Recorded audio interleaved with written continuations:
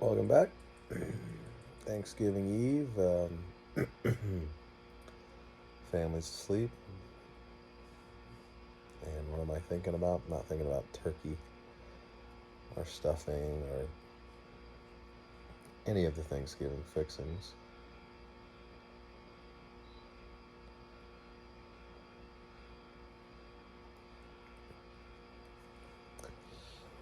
Thinking about 4-4 State this Friday. And it's kind of awesome that it's on a Friday and just we get it one day earlier than usual.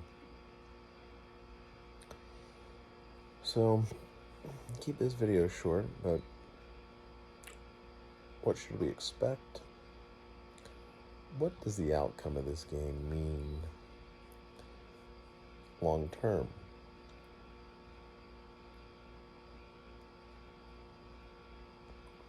Well,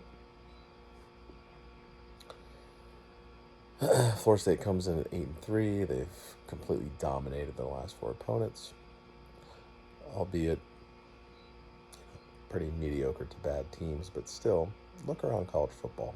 This year, more than most recent seasons, been a lot of parity. Very few teams are consistently blowing out anybody, regardless of opponent. Week to week, you're seeing some top teams struggle with teams that you think they dominate. And we just saw Ohio State get kind of shootout with Maryland. We just saw South Carolina put 63 on Tennessee. And it's kind of been a mixed bag of that all season.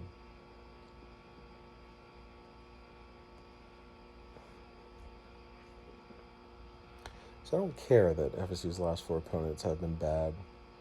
They've dominated. And FSU is as healthy as they've been all season long. I mean, besides Bless Harris, who was out after game one, and Cade Lyles, who never got to play a game, I mean, pretty much everyone's available for this game. And you look on the other side of the field at Florida, they're kind of opposite. They're kind of a 180. They have some injuries at wide receiver. They'll be missing a lot of their top wide receivers, except for Shorter. Britton Cox was dismissed. I don't blame Napier. He's got to, clean up the program the way he sees fit. Miller, who's probably their best defender, is barring an appeal, barring an overturn, he will not play the first half of the game because he got targeting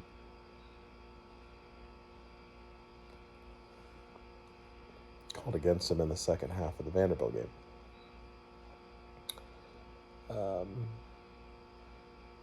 They have injuries, I think, a few other positions as well, but they're kind of coming here limping, injury-wise, mentally, having lost to Vandy in Nashville for the first time since 1988. They're 6-5. They're just trying to punctuate their season, which has been a roller coaster ride. They've beaten Utah. They hung with LSU. But then they've also probably should have lost to South Florida, who's currently 1-10. They, as I said, they've lost to Vandy. They've been a pretty up and down team. So going to this game, it's not a surprise that the lines ballooned to FSU. I think last time I checked, is a 9.5 point favorite. So this game, really, no reason to overthink it. It comes, like most games, comes down the line of scrimmage. And right now, FSU's offensive line is playing pretty darn well. There's not really a weak link on that O-line. None of them are great, especially physically. But their technique and just the way they're playing lately, everyone on that line is bare minimum average to above average, if not good. And we haven't seen that kind of play in years. Not just from the unit, but like all five starters. None of them are playing poorly recently. You look over at FSU's D-line, which will be going up against that O-line. going into the season, UF's defensive line depth was very questionable. You get to game 12 of a regular season, it's even more questionable. They got that big 400 pounder in the middle, but not too worried about him. Again, they lost Cox as a rusher. They're one of the worst teams as far as creating a pass rush. They give up 170, 80 rushing yards a game, which is about 95th in the country.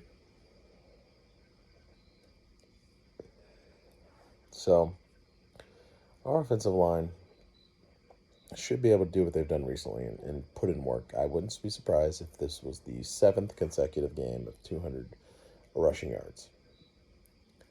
I also wouldn't be surprised because they don't have Cox, they don't have Miller for the first half. They'll be surprised if Jordan Travis has all day to throw. And he has a big day. I'm not going to predict 300 yards. I think it'll be a more balanced attack like it's been recently, but don't be surprised if he throws up yet another efficient game because he has time, because the running game's working, because UF's D-line and their defense in general, not very good. Flip to the other side of the ball. FSU's D-line versus their O-line.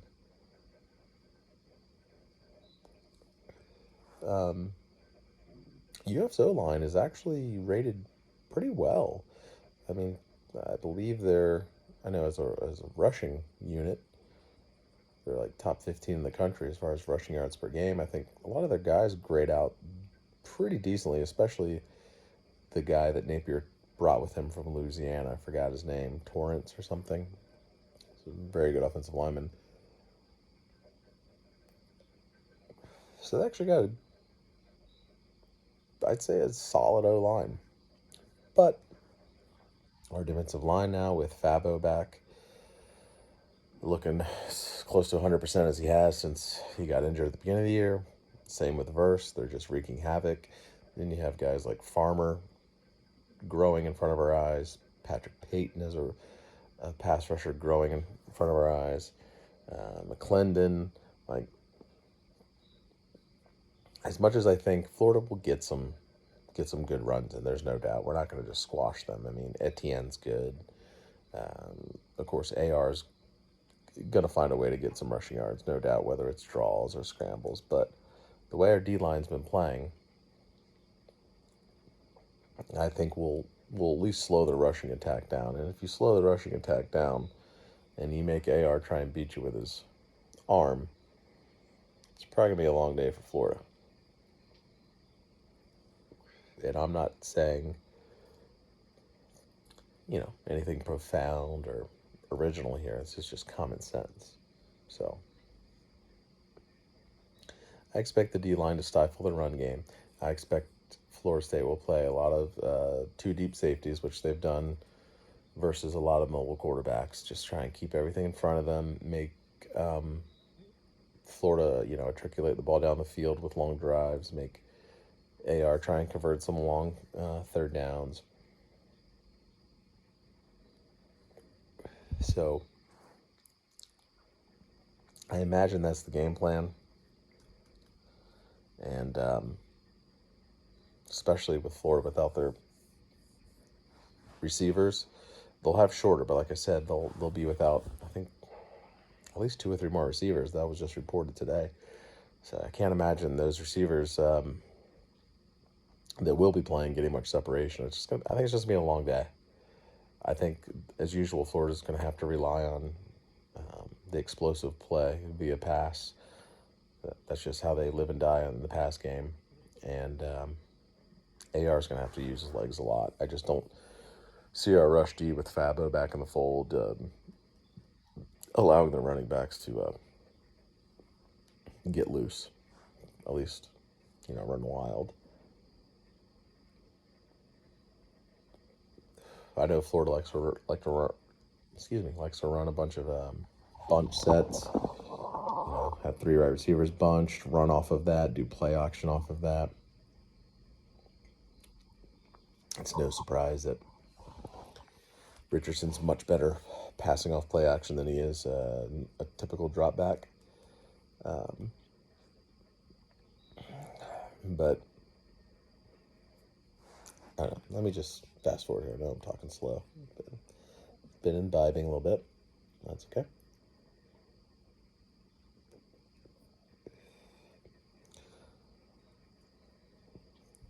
People can try to come up with analysis like I've tried to here, at least a very curt analysis of the game. But really, bottom line, as I've alluded to, it really comes down to lines of scrimmage, and it appears FSU has advantage on both lines of scrimmage, offensively and defensively. And then you look at quarterback. I'll take Travis over AR all day. Yes, AR's a better runner, but there's no question who the better passer is. So we have the advantage at the line of scrimmage, have the advantage at quarterback. Barring FSU just playing sloppily, committing stupid penalties, making ill-timed turnovers, I don't see how this game's close in the fourth quarter. I expect it will be close for a while. It's a rivalry, and Florida isn't bereft of talent. They do still have some talent, and they do still can make some plays on offense with their running backs and AR.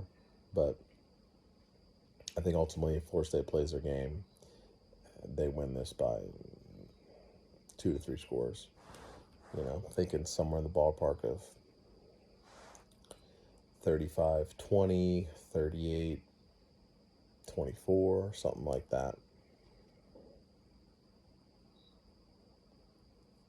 And assuming that happens, and I hope that happens,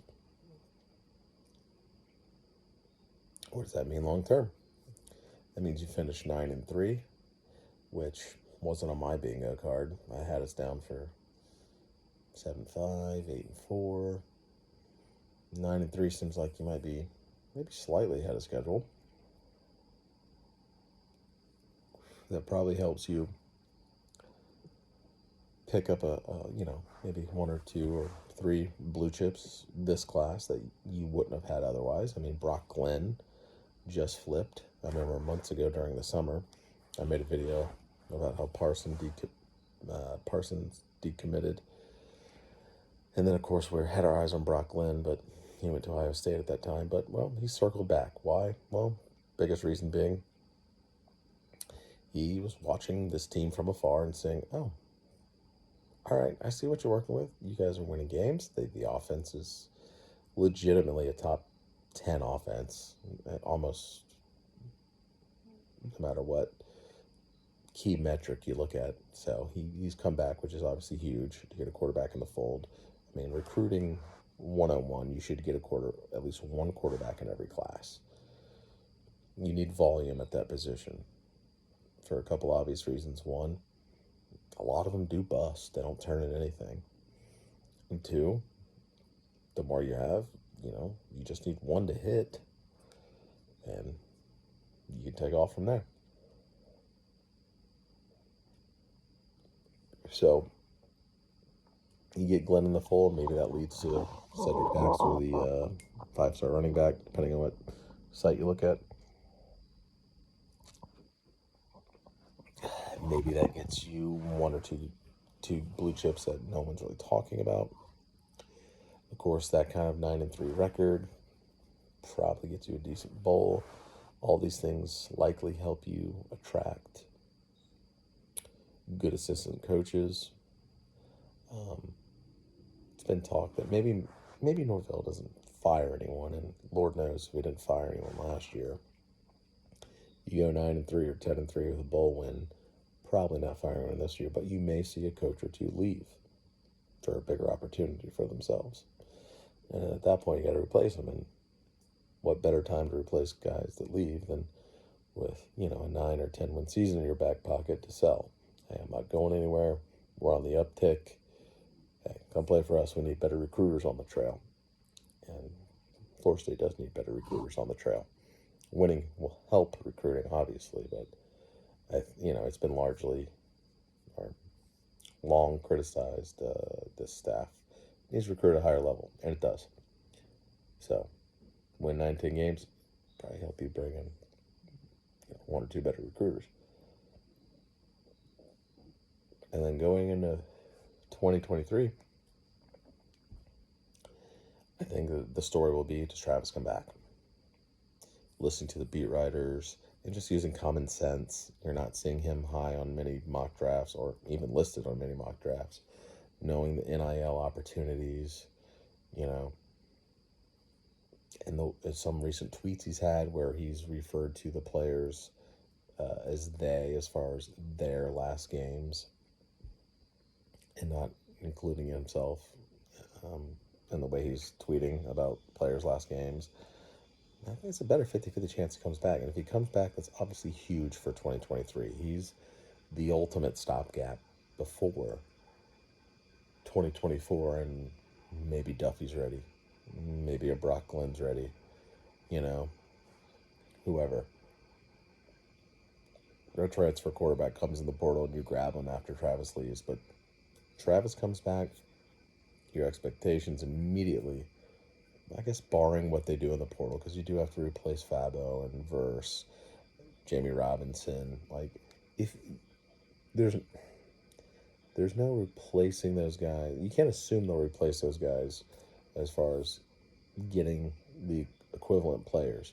But if they let's say they get a DT, a DN, and a safety to replace Robinson from the portal, if they're at least these portal players that they're likely to pursue and get, if they're at least ACC starting caliber, and Travis is coming back, if those two things both happen, your expectation should be playing for the ACC title. I'm talking 10 plus wins with a returning Travis, with portal guys that are at least adequate. That should be the expectation in 2023. And if you're competing for the ACC, well, obviously you can guess what you're competing for at large. College football playoff spot. No, I'm not saying Florida State should be labeled a national title contender next year, but they might sneak into the playoff with those things that could fall into place with Travis returning and portal guys. You know, they'd likely get waxed by Georgia or Ohio State or something, but who cares? Like, those things happen. Your expectation should be like 10 wins plus, competing for an ACC championship. So this game's big. I don't care how down Florida is. I don't care that they're rebuilding and we're in year 3. You got to stomp them while they're down. For all the reasons I mentioned with the recruiting and everything you can sell, and, you know, bragging rights are of course nice, and fuck Florida all day long. But I can't wait. Can't wait till the kickoff. It's a night game too. Crowd's gonna be into it. You know, it's gonna be a great atmosphere. So here's to FSU hopefully beating the ever living shit out of Florida and carrying that positive momentum into 2023. All right, that's it. That's all. Until next time.